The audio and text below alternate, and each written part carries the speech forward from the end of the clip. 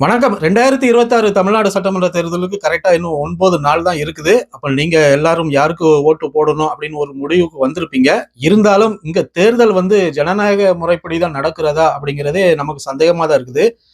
ஏன் அப்படின்னா, ஆற்காடு சட்டமன்ற தொகுதிக்கு உட்பட்ட காவனூர் பகுதி இருக்கு இல்லையா? அங்க ஏடிஎம்கே வேட்பாளர் சுகுமார் அவர் வாக்காளர்களுக்கு பணம் கொடுப்பதற்காக கிட்டத்தட்ட 1.5 கோடி ரூபாய் பதுக்கி வைத்திருந்த அந்த இடங்களையும் அந்த அவங்க வச்சிருந்த அந்த பேக்கு, அந்த பணம் வச்சிருந்த அந்த பையி இருந்த இடம், லொக்கேஷன் எல்லாத்தையுமே ராணிப்பேட்டை மாவட்ட ஆட்சியருக்கு நாம் தமிழர் கட்சியில இருந்து அவங்க அந்த தகவலை கொடுத்துருக்குறாங்க. லொக்கேஷன் முதற்கொண்டு இங்கதான் இருக்குது, இந்த பையில தான் இருக்குது அப்படிங்கிறது மாதிரி போட்டோட வீடியோவோட அந்த லொக்கேஷனையும் ஷேர் பண்ணி வச்சிருக்கிறாங்க ராணிப்பேட்டை நம்ம மாவட்ட ஆட்சியருக்கு. ஆனா அவங்க ஆம வேகத்துல வந்திருக்கிறாங்க. கிட்டத்தட்ட 1.5 மணி நேரம் கழிச்சுதான் தேர்தல் அந்த பறக்கும் படை வந்திருப்பாங்கன்னு நினைக்கிறேன். அவங்க எல்லாரும் வண்டி எடுத்து போயிட்டாங்க. அந்த கும்பல் இப்படி நாம் தமிழர் கட்சியில வெளியே நின்று இந்த மாதிரி சோதனை போட்டுட்டு இருக்காங்க தெரிஞ்ச உடனே அந்த கும்பல் எல்லாம் எஸ்கேப் ஆயிடுச்சு. அதையும் வீடியோவட்டை எடுத்து போட்டோ எல்லாம் எடுத்து அனுப்பியிருக்கிறாங்க. இவங்க ஆடி அசைஞ்சு அவங்க போன பிறகு பொறுமையாட்டு வராங்க. அந்த வீடியோ நான் போடுறேன், நீங்க பாருங்க.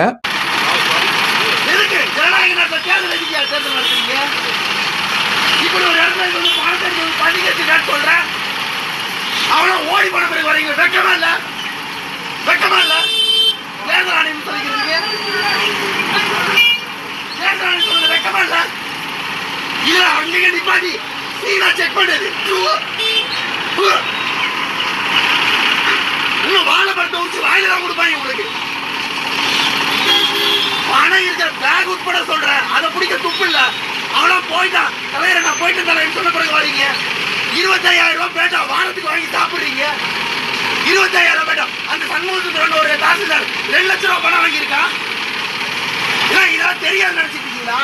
அத்தனை பேர் யூனிஃபார்ம் கட்டி விட்டுருவேன். அப்போ சம்பவம் இப்படிதான் நடந்துட்டு இருக்குது.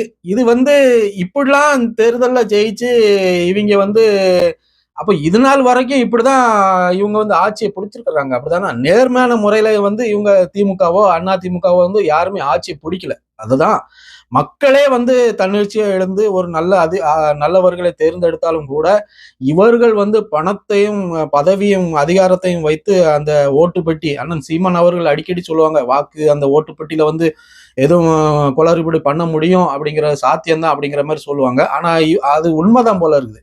ஏன்னா நம்ம எவ்வளவுதான் காட்டு கத்துனாலுமே அப்ப எதுக்கு தேர்தல்னு? எதுக்கு? ஏன் தேர்தல்? எதுக்கு 10,000 கோடி செலவு பண்ணி ஒரு தேர்தல் நடத்தணும்? ஒவ்வொரு தொகுதியிலையும் உனக்கு இந்த தொகுதிப்பா ஏலம், உனக்கு இந்த இடம் ஏலம், யார் ஏலத்துல அதிகமா எடுக்கிறாங்களோ இந்த டாஸ்மார்க் சாராய கடை எல்லாம் ஏலம் விடுவாங்க இல்லையா? அதுல யார் அதிகமா ஏலம் எடுக்கிறாங்களோ அவங்களுக்கு அப்படிங்கிற மாதிரி வச்சுட்டு போயிட வேண்டியதானே.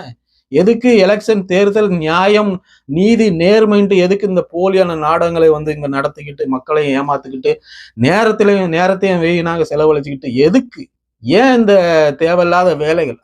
இது இந்த இடம் இங்க மட்டும் இல்ல, எல்லா இடங்கள்லயுமே இப்படிதான் நடக்குது. தேர்தல் ஆணையம் என்ன பண்ணுது?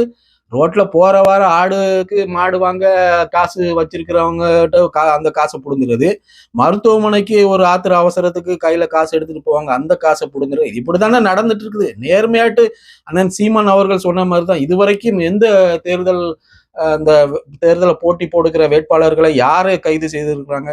இதுவரைக்கும் இல்லை. அப்படிதான் நடந்துட்டு இருக்குது. நியாயமான தேர்தல் மாதிரி இல்லை. பார்ப்போம் என்ன நடக்குன்ட்டு. இது நம்ம எவ்வளவுதான் நம்ம வீடியோ ஆதாரமாட்டு நம்ம கொடுத்தாலுமே ஒரு பிரயோஜனம் கிடையாது. அதற்கு பிறகு ஒரு சம்பவம் நடந்திருக்கு. என்னன்னா, மதுரை மாவட்டம் சொக்கநாதன்பட்டி கிராமத்துல நாம் தமிழர் கட்சியை சேர்ந்தவர்கள் வாக்கு சேகரிப்பதற்காக போயிருக்கிறாங்க. அங்க தெலுங்கர்கள் வாழும் அந்த பகுதி, அதிகமாக தெலுங்கர்கள் வாழும் பகுதியா. அங்க அவங்க என்ன சொல்லியிருக்கிறாங்க அப்படின்னா, இது இங்க நாம் தமிழர் கட்சிக்காரங்க நீங்க வாக்கு கேட்டு வரக்கூடாது, இது நாங்க தெலுங்கர்கள் வாழும் பகுதி அப்படின்னு சொல்லி அவங்கள அடிச்சு விரட்டி இருக்கிறாங்க. இது ரொம்ப மனசுக்கு சங்கடமா இருக்குது. இதற்கு காரணம் யார் அப்படின்னு நம்ம பார்க்க போனோம் அப்படின்னா, நாம தான். அவர்களை உள்ள வரவழைத்தது யாரு? நாம தான்.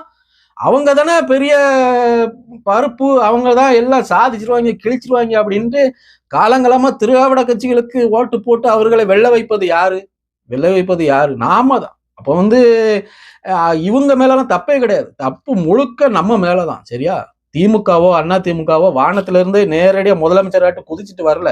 அவர்களை தேர்ந்தெடுப்பது, அவர்களுக்கான ஆட்சி அதிகாரத்தை கொடுப்பது வந்து வேற யாரும் கிடையாது. நாம தான் அவர்களை வந்து பதவியில உட்கார வைக்கிறோம். அப்புறம் அவங்க வந்து நம்மள அடிமையா தான் வைப்பாங்க. இது வந்து மாறணும்னா நாம தான் மாறணும்.